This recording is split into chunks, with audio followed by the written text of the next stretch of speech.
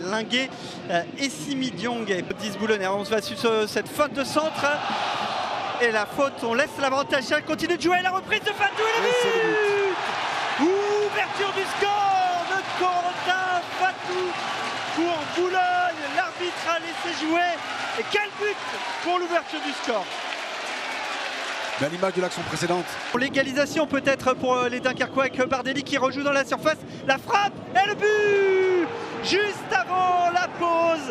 L'égalisation dunkerquoise signée Saïd Zéa. On le sentait venir sur cette action. Les Boulonnais étaient un peu apathiques et la punition, elle est soudaine pour les Boulonnais. Regardez Bardelli, on disait qu'il savait faire. À revenir. Cette équipe a... Je vous laisse le découvrir, Robinson Annac, côté Yacine. Vraiment, si vous ne le connaissez pas, je vous invite à aller avec le Maroc. Le voilà au premier plan, le sourire aux lèvres. Et attention, amis boulonnais, attention, parce que on profite en espérant qu'il reste le plus longtemps possible du côté de Dunkerque. Le voilà ici à l'œuvre avec ce premier ballon en profondeur. Ça ne passera pas.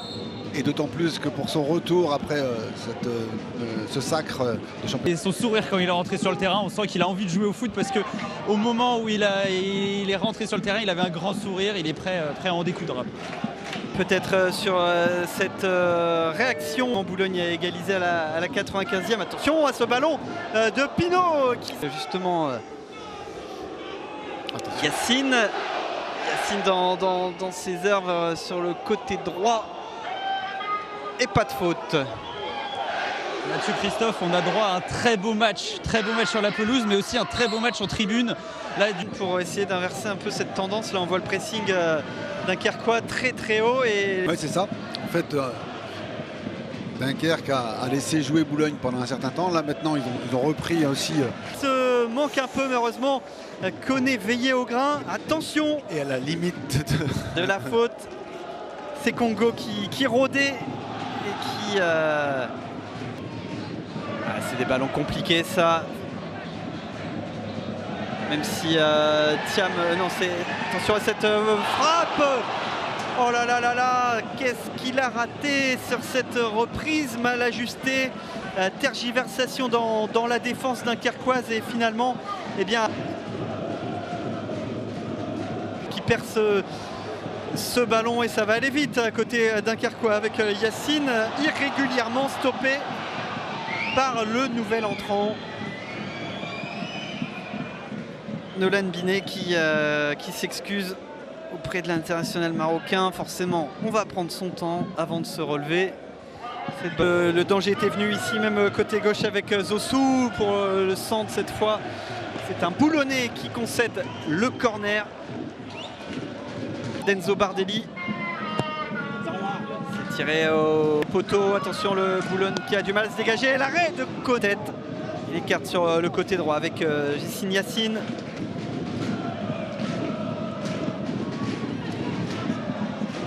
Attention à ce ballon de Yacine qui a la clairvoyance de prendre son temps, de revenir un peu en arrière, mais il est là aussi à la conclusion. Match ancien dunkerquois. Il y a des espaces, Gourville qui est passé, le centre au deuxième poteau, Yacine qui n'était pas présent. Est-ce qu'il va sauver la touche? Non. Il a réussi surtout. La nuit boulonnaise, image proposée par Fred Fiolet et toutes ses équipes qui vous permettent de voir ce match cet après-midi. Sixième par le petit génie Yacine. Je vous prépare une petite animation, j'ai l'impression. On va danser, chanter parce que remporter un derby. Là on voit le petit Yacine, il a la balle, ils sont 2-3 dessus, ça libère des espaces. Un Bardelli qui décale à gauche, ballon dans la surface, le centre et le but. But dunkerquois signé, évidemment, on vous l'avait presque annoncé avant par Yacine, la jeune pépite du club qui va fêter avec ses supporters ce deuxième but dunkerquois, le décollage sur le côté gauche. Et il est à l'origine du but. Et il est à l'origine du but. 2-1 pour l'USLD. C'est les entrants, hein, Mathieu Christophe, qui ont fait le travail parce qu'il est à l'origine du... C'est un peu difficile de voir qui touche le ballon. On verra peut-être mieux sur cet axe. Mais avant Bardelli, on retrouve Georgen aussi. Exactement, les nouveaux entrants qui ont fait la différence. Qui laisse un peu à désirer sur cette action. Et on profite de ce but dunkerquois avec, regardez, alors, je ne sais pas si... Il y a le défenseur boulonnais qui est dans le coup, c'est un peu difficile de voir qui touche les boulonnais avec ce ballon de la surface qui est mal dégagé. Et le coup du sort, l'égalisation boulonnaise, 2 buts partout, la but contre son camp. La défense dunkerquoise était aux abois sur cette action et c'est Boulogne, comme en championnat, qui égalise à la 95e minute. Incroyable. Alors, il y a du billard, il y a du flipper, il y a de tout. Sur ici, Hauts-de-France. Il a perdu sa chaussure sur ce contact. Yacine, attention. Je pense qu'il y avait pas de mauvaise intention ni d'un côté ni de l'autre, mais ils sont bien touchés. Hein. Mais il est allé avec une énergie. Ouais. Ouh là là. C'est lui qui... Ouais.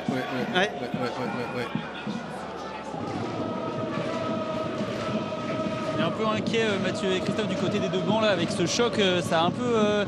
c'est vrai que c'était assez violent et des deux côtés, on essaye de s'inquiéter de savoir quelle est la santé des joueurs parce qu'ils sont encore au sol, ils ont encore l'air d'être bien touchés. Ouais, Christophe Ogard, votre avis de joueur sur cette action? On a l'impression que les deux veulent jouer le ballon, mais les deux veulent jouer. C'est maintenant ou jamais, hein, alors qu'on est triste de voir cette image de Yacine exclu, mais surtout bien. Allez, Enzo Bardelli qui s'élance du pied droit. Qui naît, course d'élan très lente et le ballon qui passe au-dessus. Et c'est parfaitement. Tanzoré, son pied gauche. Lancé, Geoffrey Kondo en 2 temps. Et c'est très bien tiré une nouvelle fois. Côté boulonnais, carton plein pour les. Va-t-il marquer ce pénalty? La Panenka, le but! Et c'est plâtré. Et c'est Daker qui vient. C'est Topalico qui a tenu toutes ses promesses.